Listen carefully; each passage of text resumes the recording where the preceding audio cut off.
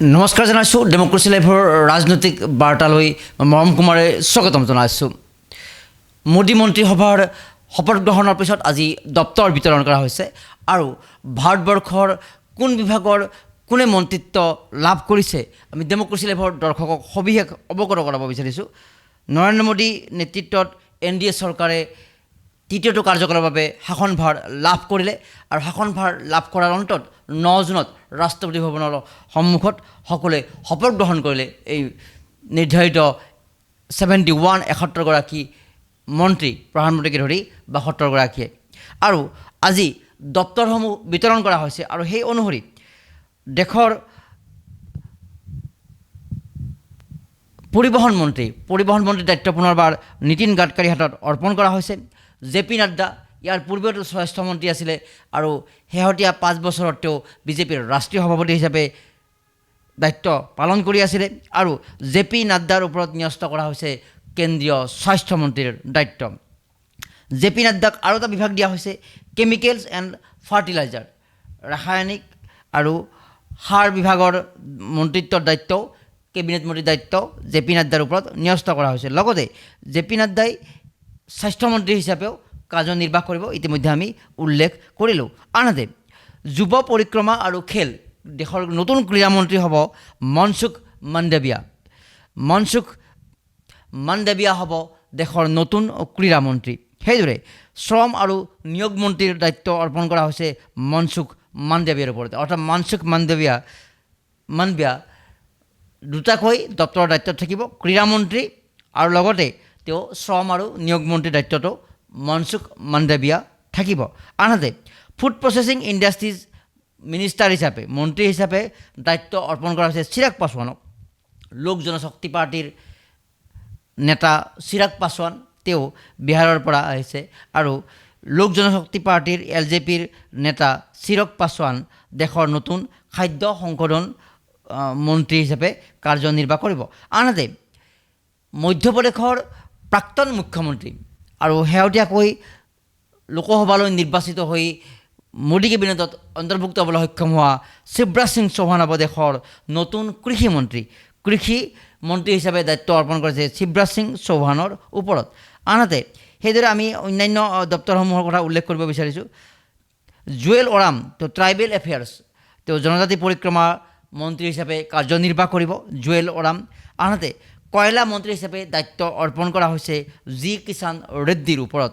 G Kisan ৰেড্ডিক আৰু এটা দায়িত্ব দিয়া হৈছে খনি আৰু কয়লা, এই দুটা মন্ত্ৰালয়ৰ মন্ত্ৰী হিচাপে দায়িত্ব অৰ্পণ কৰা হৈছে এইগৰাকী নেতা জি কিষাণ ৰেড্ডিৰ ওপৰত। আনহাতে দেশৰ নতুন পেট্ৰলিয়াম মন্ত্ৰী হিচাপে দায়িত্ব অৰ্পণ কৰা হৈছে হৰদীপ সিং পুৰীৰ ওপৰত আৰু জিতান ৰাম মাঝি তেওঁ হাম HCM দলৰ নেতা বিহাৰৰ আৰু জিতান ৰাম মাঝিক ক্ষুদ্ৰ আৰু মধ্যমীয়া যি এণ্টাৰপ্ৰাইজৰ বিভাগ তেওঁক অৰ্পণ কৰা হৈছে। মাইক্ৰ' স্মল এণ্ড মিডিয়াম এণ্টাৰপ্ৰাইজৰ মন্ত্ৰীৰ দায়িত্ব জিতান ৰাম মাঝিৰ হাতত অৰ্পণ কৰা হৈছে। আনহাতে দেশৰ নতুন পঞ্চায়ত মন্ত্ৰী বা পঞ্চায়তী ৰাজ মন্ত্ৰী হিচাপে দায়িত্ব লাভ কৰিছে লালন সিং দেশৰ নতুন পঞ্চায়তী ৰাজ মন্ত্ৰী হিচাপে চিহ্নিত দায়িত্ব পালন কৰিব। আনহাতে দেশৰ পশুপালন আৰু দুগ্ধ পশুপালনৰ মন্ত্ৰী হিচাপে দায়িত্ব লালন সিঙকে দিয়া হৈছে। লালন সিঙে দুটা বিভাগ থাকিব, এটা পঞ্চায়তী ৰাজ মন্ত্ৰী হিচাপে এটা দায়িত্ব পালন কৰিব, আনহাতে পশুপালন মন্ত্ৰী হিচাপে দায়িত্ব পালন কৰিব লালন সিঙে। পীযুষ গোৱেল ইয়াৰ পূৰ্বৰ তেওঁ উদ্যোগ বাণিজ্য মন্ত্ৰী আছিলে আৰু এইবাৰো মোদী মন্ত্ৰীসভাৰ তৃতীয়টো কাৰ্যকালত পীযুষ গোৱেল তেওঁ উদ্যোগ বাণিজ্য মন্ত্ৰী হিচাপে কাৰ্যনিৰ্বাহ কৰিব। আনহাতে সৰ্বানন্দ সোণোৱালৰ কথা ইতিমধ্যে আমি এক বিশেষ প্ৰতিবেদনত উল্লেখ কৰিছোঁ। পূৰ্বৰ যি তেওঁৰ বন্দৰ জাহাজ আৰু জলপথৰ মন্ত্ৰিত্বৰ দায়িত্ব আছিলে আৰু বন্দৰ জাহাজ পৰিবহণ আৰু জলপথ এই মন্ত্ৰালয়ৰ দায়িত্বত থাকিব সৰ্বানন্দ সোণোৱাল আৰু সৰ্বানন্দ সোণোৱাল দেশৰ কেবিনেট মন্ত্ৰী হিচাপে ইতিমধ্যে তেওঁ কাৰ্যভাৰ গ্ৰহণ কৰিছে। পবিত্ৰ মাৰ্ঘেৰিটাৰ কথা উল্লেখ কৰিছোঁ, তেওঁ দেশৰ নতুন বৈদেশিক মন্ত্ৰী হ'ব, ৰাজ্যিক মন্ত্ৰী, আৰু S জয়শংকৰ বৈদেশিক মন্ত্ৰী, তেওঁ কেবিনেট মন্ত্ৰী আৰু এছ জয়শংকৰৰ সহযোগী হিচাপে ৰাজ্যিক মন্ত্ৰী হিচাপে দায়িত্ব লাভ কৰিছে পবিত্ৰ মাৰ্ঘেৰিটাই। আনহাতে পবিত্ৰ মাৰ্ঘেৰিটাৰ ওপৰত বস্ত্ৰ মন্ত্ৰালয়ৰ দায়িত্বও অৰ্পণ কৰা হৈছে। ৰাজ্যিক মন্ত্ৰী হিচাপে এই দায়িত্ব তেওঁ পালন কৰিব। আনহাতে সামাজিক ন্যায় আৰু সবলীকৰণ এই বিভাগৰ দায়িত্ব দিয়া হৈছে ডক্টৰ বীৰেন্দ্ৰ কুমাৰ।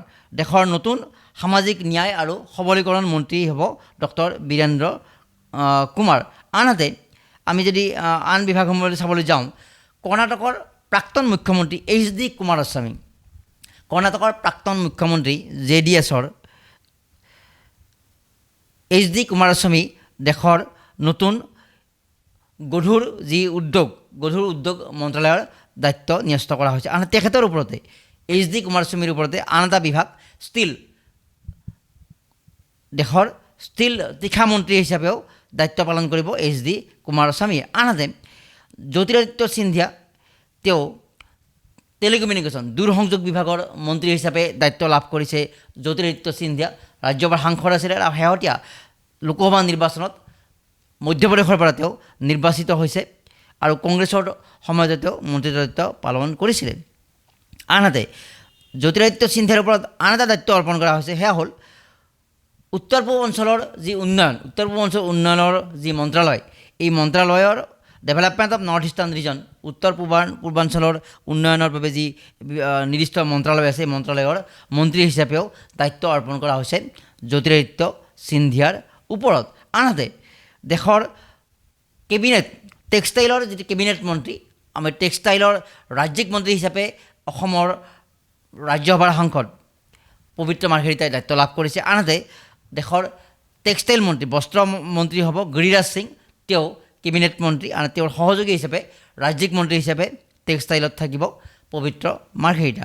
আনহাতে প্ৰহ্লাদ যোশী, তেওঁ consumer affairs, food and public distribution, গ্ৰাহক পৰিক্ৰমা, খাদ্য আৰু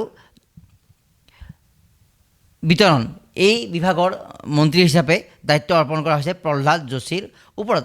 প্ৰহ্লাদ যোশী আকৌ এটা দায়িত্ব লাভ কৰিছে, এয়া হ'ল নিউ এণ্ড ৰিনিউৱেবল এনাৰ্জি, নতুন আৰু পুনৰ নৱীকৰণ শক্তি যি মন্ত্ৰালয়, এই মন্ত্ৰালয়ৰ দায়িত্বও লাভ কৰিছে প্ৰহ্লাদ যোশীয়ে। সেইদৰে আমি যদি চিভিল এভিয়েশ্যন, দেশৰ নতুন বিমান পৰিবহণ মন্ত্ৰী হ'ব কিঞ্জাৰাপু ৰামমোহন নাইডু, তেওঁ তেলেগু দেশম পাৰ্টিৰ তেওঁৰ সাংসদ কিঞ্জাৰাপু ৰামমোহন নাইডু হ'ব দেশৰ নতুন বিমান পৰিবহণ মন্ত্ৰী, চিভিল এভিয়েশ্যন মিনিষ্টাৰ। আনহাতে গুৰুত্বপূৰ্ণ হ'ল ধৰ্মেন্দ্ৰ প্ৰধান, তেওঁ ইয়াৰ পূৰ্বে পেট্ৰলিয়াম মন্ত্ৰী বা বিভিন্ন দায়িত্ব অৰ্পণ কৰা হৈছিলে। আৰু মোদী চৰকাৰৰ যি তৃতীয়টো কাৰ্যকাল, এই কাৰ্যকালত উৰিষ্যাৰ নেতা, উৰিষ্যাৰ সাংসদ ধৰ্মেন্দ্ৰ প্ৰধান হ'ব শিক্ষামন্ত্ৰী, দেশৰ মানৱ সম্পদ উন্নয়ন মন্ত্ৰীৰ দায়িত্ব অৰ্পণ কৰা হৈছে ধৰ্মেন্দ্ৰ প্ৰধানৰ ওপৰত।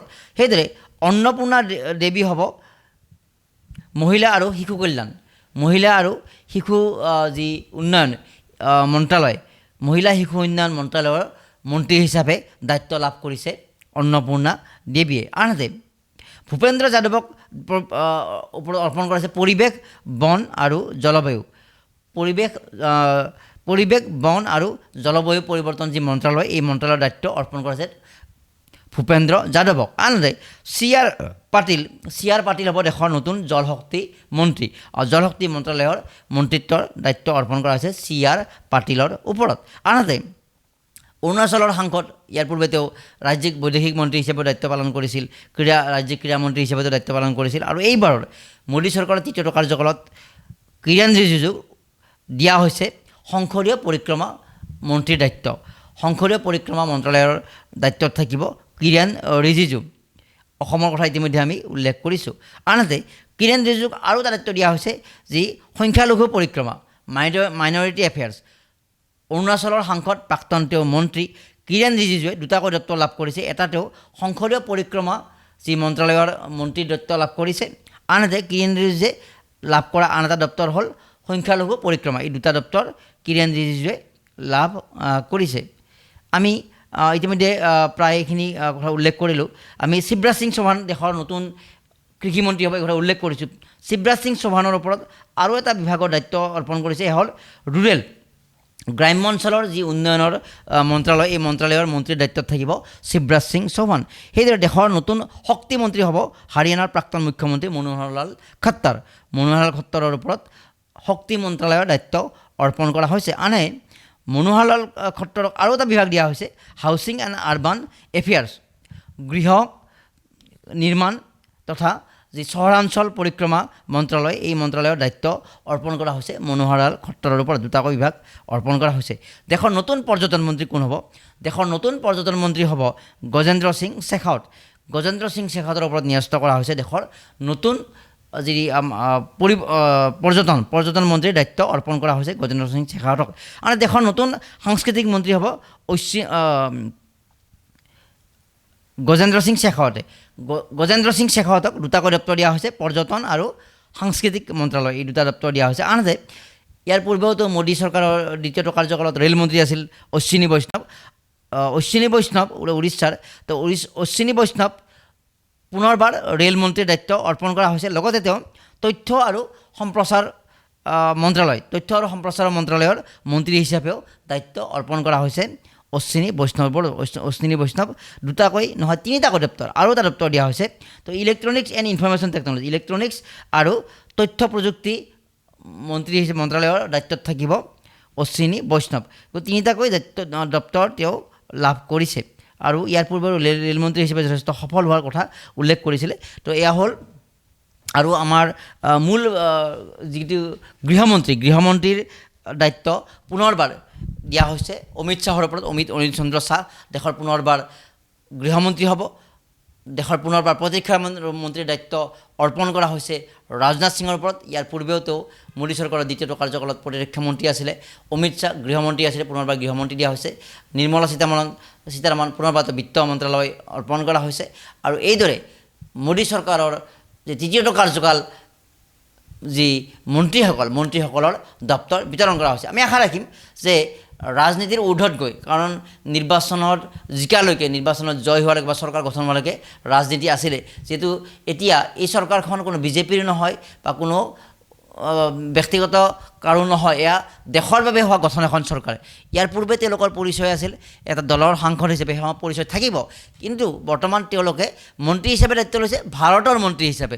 এয়া বিজেপিৰ মন্ত্ৰী কিন্তু নহয়, এই কথা কিন্তু মনত ৰাখিব লাগিব। কিন্তু বেছিভাগ সময়ত দেখা যায় কি কংগ্ৰেছ কি বিজেপি যি চৰকাৰ গঠন কৰে সেই দলটোৰে তেওঁলোকে পোষকতা কৰে বা সেই দলটোৰে যেন মন্ত্ৰী, এই এনেকুৱা ভাৱ তেওঁলোকে দেখুৱাবলৈ আৰম্ভ কৰে। আমি আশা ৰাখিম এইবাৰ কিছু সলনি হ'ব, আৰু সলনি হোৱাৰ ইংগিত যিহেতু আমি লাভ কৰিছোঁ, কাৰণ বিজেপিয়ে যিহেতু যি এবছলুট মেজৰিটি বুলি কোৱা হয় 272খন আসন 543খন লোকসভা আসনৰ ভিতৰত, যিহেতু নিজাকৈ তেওঁলোকে সংখ্যাগৰিষ্ঠতা নাপালে, অন্য দলৰ সহযোগত যি তেওঁলোকৰ NDA হিচাপে চৰকাৰ গঠন কৰিলে, আৰু এইবাৰ তেওঁলোকে যিহেতু এবছলুট মেজৰিটি লাভ কৰা নাই, সেইবাবে এটা নিশ্চয় প্ৰেছাৰত থাকিব আমাৰ JDU নেতা বিহাৰৰ মুখ্যমন্ত্ৰী নীতিশ কুমাৰ আৰু চন্দ্ৰবাবু নাইডু, তেওঁলোকৰ বা অন্যান্য দলসমূহৰ, বিশেষকৈ এই দুটা দলৰ, এইগৰাকী দলৰ পৰা নিশ্চয় এটা ইণ্টাৰনেল এটা প্ৰেছাৰ ফিল এটা কৰিব। যদিও বা শপত গ্ৰহণৰ